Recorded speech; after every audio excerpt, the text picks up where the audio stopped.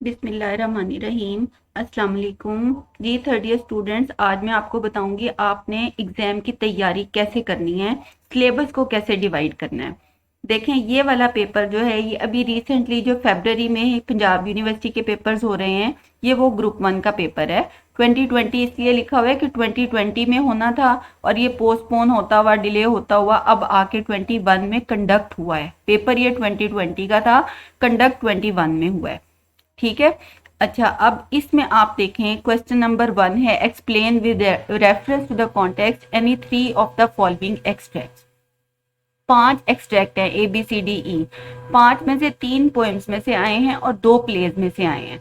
अब आपके पास total poems हैं 23 और टोटल प्लेज आपने जो करने हैं वो हैं 4। ठीक है, 4 प्लेज हैं। अगर आप एक प्ले का टेक्स्ट देखें तो वो टेक्स्ट इतना ज्यादा होता है कि आप सारी बुक की पोएम्स को भी पढ़ लेंगे ना तो पोएम्स का टेक्स्ट कम है और प्ले का ज्यादा है। यानी टेक्स्ट का मतलब है आपने जो बुक की रीडिंग करनी है, आपको ये पहचान होनी चाहिए लाइन किस प्ले में से आई है, किस कैरेक्टर ने ये डायलॉग बोला था और इसका कॉन्टेक्स्ट क्या था, तब आप उसका रेफरेंस और कॉन्टेक्स्ट कर पाएंगे। पोएम्स को वैसे भी आसान होता है समझना कि ये किस पोएम में से, एक तो राइमिंग होती है, राइमिंग की वजह से भी याद रहती है, दूसरे कोई ना कोई ऐसा कीवर्ड जरूर होता है कि आपको पता चल जाता है कि ये इस पोएम में से आया है। तो मेरा मशवरा आपको ये है, आप प्लेज को छोड़ दें। 4 प्लेज हैं, चारों छोड़ दें। आपने पोएम्स कर लेनी है, 20 पोएम्स जरूर कर लेनी है। 23 हैं, उसमें से 2-3 बिल्कुल अनइम्पॉर्टेंट है, वो मैं आपको बता दूंगी, उनको छोड़ दें, उनमें से कभी भी नहीं आया और ना ही आइंदा आएगा। तो टोटल 20 पोएम्स हैं। 20 आपने रेफरेंस कॉन्टेक्स्ट याद करने हैं और आपका ये क्वेश्चन 20 नंबर का आसानी से हो जाना है। ठीक है, प्लेज को आप छोड़ दें चॉइस में। अच्छा, 4 प्लेज हैं, अगर आप इनकी टेक्स्ट करने लगते हैं तो वो बहुत लंबी चौड़ी टेक्स्ट हो जाएगी और आपकी समझ में भी नहीं आएगी, आपको मुश्किल हो जाएगा। अच्छा, क्वेश्चन नंबर 2 देखिए। अब attempt any 2 of the following questions 150 words each.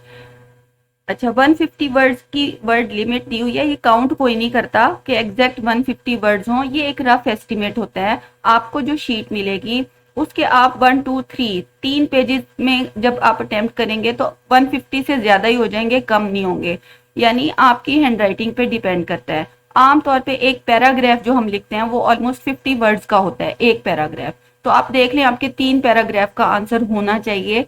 बहुत ज्यादा लेंथी करने की, बिला वजह करने की जरूरत नहीं होती, उतनी ही ज्यादा आप गलती का इम्कान बढ़ा लेते हैं। रेलेवेंट रखें। अच्छा, अब ये देखें, क्वेश्चन नंबर 2 में 3 क्वेश्चंस आए हैं। 3 में से 2 स्टोरीज में से आए हैं और एक आया है प्ले में से। ठीक है, ऊपर आए थे पोएम्स में और प्लेज में चॉइस थी। क्वेश्चन नंबर 2 में स्टोरीज में और प्लेज में चॉइस है। अब आप देखें, 4 प्लेज में से एक क्वेश्चन आया है। ठीक, एक प्ले के कम से कम भी 6-7 क्वेश्चन जरूर बनते हैं, क्योंकि आपने जब प्ले प्रिपेयर करना है तो आपने सारे कैरेक्टर्स प्रिपेयर करने होते हैं, आपने सिचुएशंस उसमें जो आई होती हैं वो प्रिपेयर करनी होती हैं, आपने उसके टाइटल को जस्टिफाई करना होता है, आपसे कोई भी क्वेश्चन पूछा जा सकता है प्ले के बारे में। आपने 4 प्ले करने हैं तैयार और 4 में से एक ही क्वेश्चन आना है, आपके पास चॉइस कोई नहीं।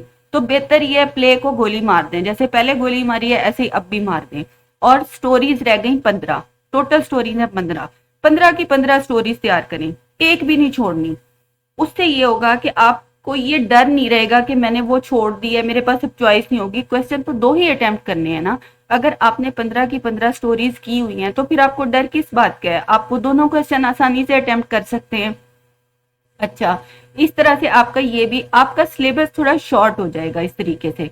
यानी ये उन स्टूडेंट्स के लिए टिप्स हैं जिनको याद करना पड़ता है, जिनको रिटेन करना मुश्किल होता है। वो जब रिवाइज करते हैं, जब सिलेबस बहुत ज्यादा होता है, वो जब रिवाइज करते हैं उनको आधा याद रहता है, आधा भूल जाता है। ये सारी टिप्स उनके लिए। ठीक है। अच्छा, अब क्वेश्चन नंबर 3 है attempt any 2 of the following questions. ये पोएम्स में से है।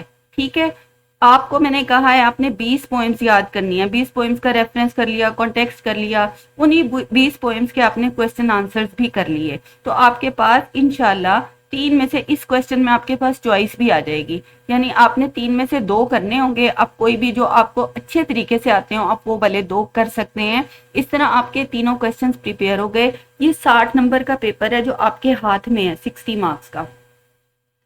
अच्छा, 40 मार्क्स का पेपर वो है जो अनसीन है। मेरा मशवरा ये होता है कि आप इन 60 मार्क्स को ग्रैब करें, आप इनको ना छोड़ें। ये आप जितनी मेहनत करेंगे आपको ये नंबर मिल जाएंगे। जबकि जो 40 मार्क्स का अनसीन पेपर है जिसमें 25 नंबर की प्रेसी है और 15 नंबर की ट्रांसलेशन है। अच्छा, प्रेसी या कॉम्प्रीहेंशन कह लें। अच्छा, ये कॉम्प्रीहेंशन जो है ये तो आसान तरीन होता है, इसमें उसी पैराग्राफ में से ही आपने क्वेश्चंस के आंसर ढूंढने हैं और प्रेसी करनी है। मैंने अलग से प्रेसी की वीडियो बनाई हुई, आप उसमें देख भी सकते हैं। अच्छा, क्वेश्चन नंबर 5 हो गया ट्रांसलेशन का। इसके लिए मेरा मशवरा आपको यह, आपका जब तक एग्जाम नहीं होता आप रोज 15 या 20 मिनट ट्रांसलेशन पे लगाएं। कोई भी बुक पकड़ लें अपनी और उससे ट्रांसलेशन जो है ना करनी शुरू कर दें। आप 5-10 सेंटेंसेस डेली के, 3-4 लफ्ज डेली के अपनी वोकेबलरी में ऐड करें। ये आपकी इनडायरेक्टली तैयारी होती जाएगी, क्योंकि ऐसा तो हो नहीं सकता कि आपको कुछ पैराग्राफ्स बता दिए जाएंगे इन्हीं में से आएगा, ऐसा नहीं होता। कभी कभी पैराग्राफ रिपीट भी हो जाते हैं और कभी कभी बिल्कुल कोई नया पैराग्राफ भी आ जाता है, अनसीन भी आ जाता है। इसलिए मेहनत आप करें, आपके पास जो टेक्स्ट बुक्स हैं, जो आपके पास हाथ में आपके पेपर है, आप उस पर मेहनत करें 60 मार्क्स पे।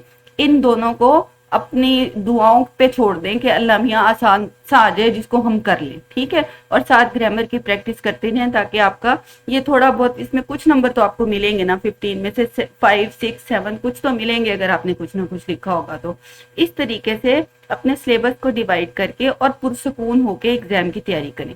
Thank you.